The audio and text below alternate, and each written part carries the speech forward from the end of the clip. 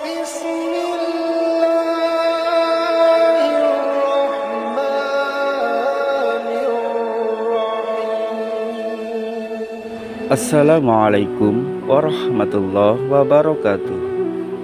Suatu ketika dan seperti biasanya baginda Rasulullah SAW berbincang-bincang dengan para sahabat di serabi Masjid Nabawi Madinah.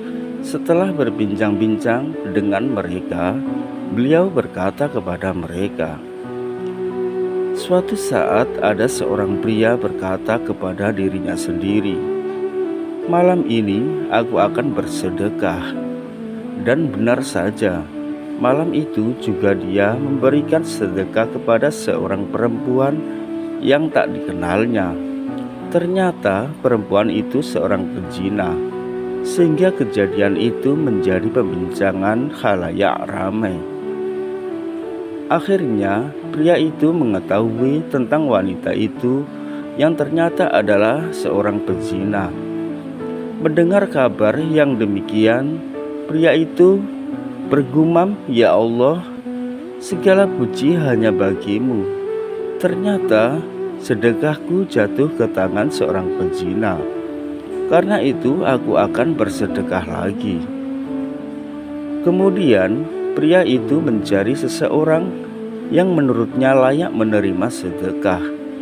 Ternyata penerima sedekah itu tanpa diketahuinya adalah seorang kaya raya, sehingga lagi dan lagi membuat kejadian itu menjadi pembincangan khalayak ramai. Pria itu lalu mengetahui bahwa orang tadi merupakan orang yang kaya raya. Mendengar kabar itu, yang demikian pria itu pun bergumam, ya Allah, segala puji hanya bagimu. Ternyata sedekahku itu jatuh ke tangan orang kaya.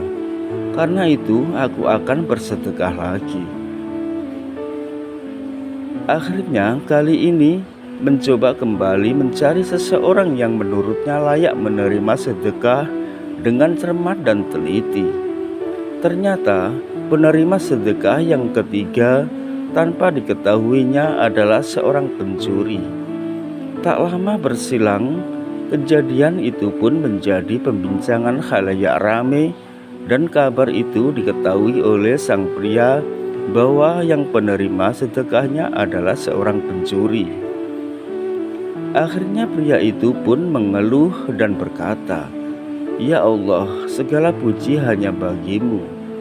Ya Allah, sedekahku ternyata jatuh ke tangan orang-orang yang tak kuduga, pezina, orang kaya, dan pencuri. Pria itu kemudian didatangi malaikat utusan Allah Subhanahu wa Ta'ala yang berkata, sedekahmu telah diterima oleh Allah Subhanahu wa Ta'ala.